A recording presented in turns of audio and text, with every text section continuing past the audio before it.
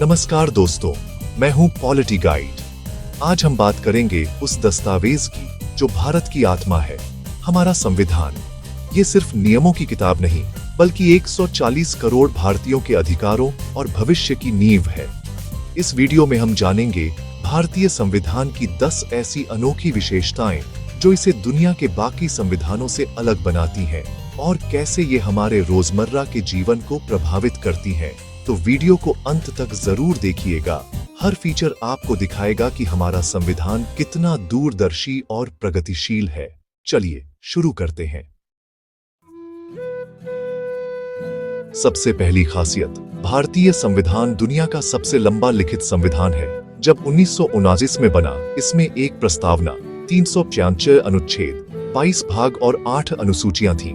आज इसमें 470 से ज्यादा अनुच्छेद, 25 भाग और 12 अनुसूचियां हैं। इसका कारण भारत की विशालता और विविधता, हर क्षेत्र, भाषा, संस्कृति को ध्यान में रखते हुए इसे विस्तार से लिखा गया।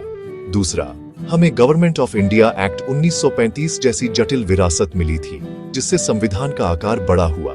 तीसरा, इसमें सिर्फ सरकार की संरचना नहीं, बल्कि नागरिकों के अधिकार, नीति निदेशक तत्व और प्रशासनिक प्रक्रियाएं भी विस्तार से शामिल हैं। दूसरे देशों में ये बातें आम कानूनों में होती हैं। भारत में इन्हें संवैधानिक दर्जा मिला है ताकि कोई सरकार इन्हें नजरअंदाज न कर सके। यही विस्तार इसे ताकतवर बनाता है।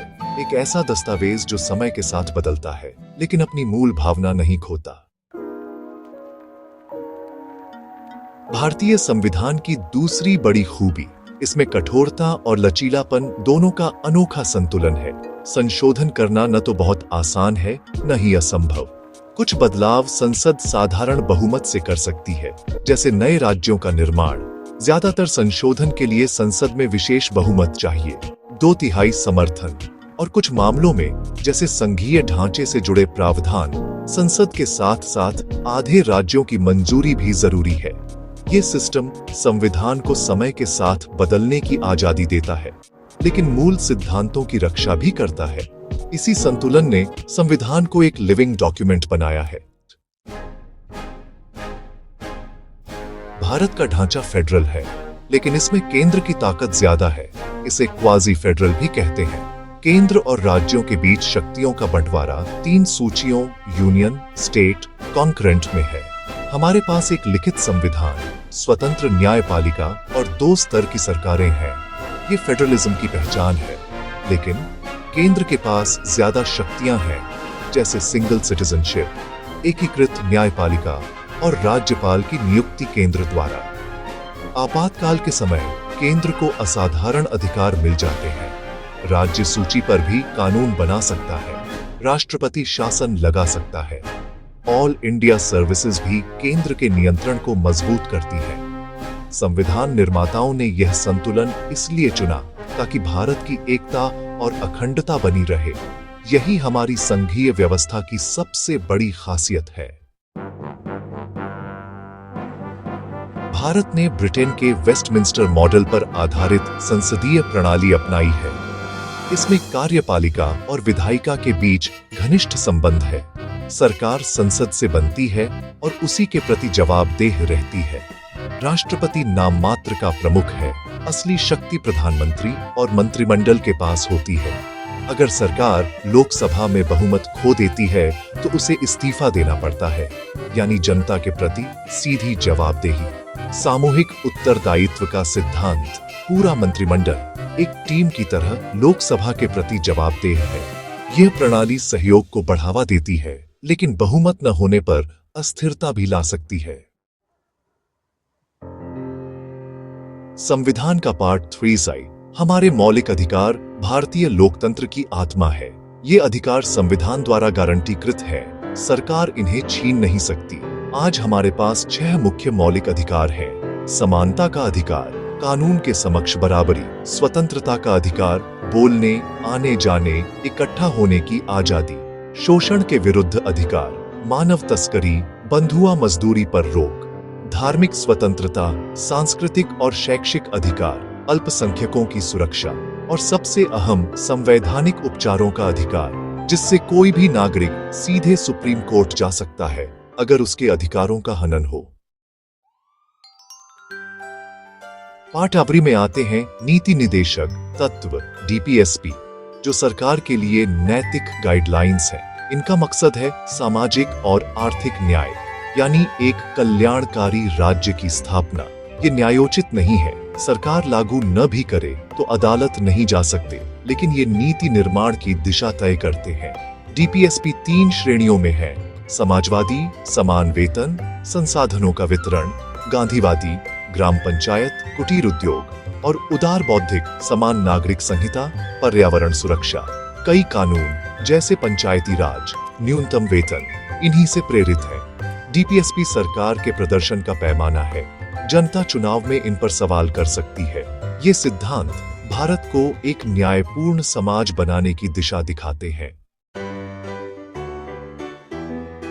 भारतीय संविधान की एक अहम विशेषता धर्मनिरपेक्षता। सेक्युलर शब्द 1976 में जोड़ा गया, लेकिन भावना शुरू से थी। भारत में राज्य का कोई आधिकारिक धर्म नहीं, सभी धर्मों को समान सम्मान और संरक्षण मिलता है। संविधान के अनुच्छेद 14, 15, 16 और 25-28 धार्मिक स्वतंत्रता और समानता की गारंटी देते हैं। राज्य सार्वजनिक व्यवस्था, नैतिकता या स्वास्थ्य के नाम पर धार्मिक मामलों में हस्तक्षेप कर सकता है, जैसे 3 तलाक या मंदिरों में महिलाओं का प्रवेश। भारतीय धर्मनिरपेक्षता का मतलब है सभी धर्मों के साथ निष्पक्षता, ताकि हर नागरिक के अधिकार सुरक्षित रहें। लोकतंत्र के 3 स्तंभों में न्यायपालिका की स्वतंत्रता सबसे अहम है। भारतीय संविधान ने स्वतंत्र और एकीकृत न्यायपालिका बनाई है, जो सरकार के दबाव से मुक्त है। जजों की नियुक्ति कॉलेजियम सिस्टम से होती है, कार्यकाल सुरक्षित है और वेतन सरकार नियंत्रित नहीं कर सकती। रिटायरमेंट के बाद प्रैक्टिस पर रोक और अवमानना की शक्ति, इनसे न्यायपालिका की गरिमा बनी रहती है। सबसे बड़ी शक्ति न्यायिक समीक्षा। सुप्रीम कोर्ट और हाई कोर्ट किसी भी कानून या सरकारी आदेश की संवैधानिकता जांच सकते हैं। इससे न्यायपालिका संविधान की रक्षा करती है और सरकार को सीमाओं में रखती है। भारत में सिर्फ एकल नागरिकता है, हर कोई सिर्फ भारतीय है, किसी राज्य का अलग नागरिक नहीं।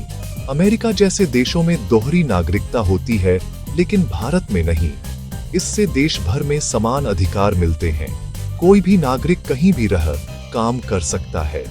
इसका मकसद राष्ट्रीय एकता और भाईचारे को बढ़ावा देना, क्षेत्रीयता या अलगाववाद को रोकना। अगर राज्यों की नागरिकता होती तो भेदभाव बढ़ सकता था। एकल नागरिकता इसे रोकती है। ये व्यवस्था भारत की विविधता को एक सूत्र में पिरोती है। संविधान की सबसे क्रांतिकारी विशेषता सार्वभौमिक वयस्क मताधिकार, 1 पर्सन 1 वोट 1 वैल्यू। 18 साल से ऊपर हर भारतीय नागरिक को वोट देने का अधिकार है, चाहे उसकी जाति, धर्म, लिंग या संपत्ति कुछ भी हो। जब संविधान लागू हुआ तब भी सबको वोट का अधिकार मिला। ये दुनिया के लिए मिसाल था। इससे सामाजिक समानता और राजनीतिक सशक्तिकरण को बढ़ावा मिला। गरीब, अमीर, महिला, पुरुष सब एक कतार में खड़े होकर देश का भविष्य तय करते हैं। इसी ने भारत को दुनिया का सबसे बड़ा लोकतंत्र बनाया है।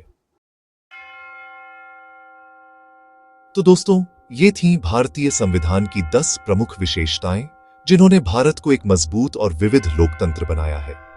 आपको इनमें से कौन सी सबसे दिलचस्प लगी? कमेंट में जरूर बताएं और वीडियो को लाइक शेयर करें। ऐसे ही और वीडियो के लिए पॉलिटी गाइड को सब्सक्राइब करें। धन्यवाद। जय हिंद।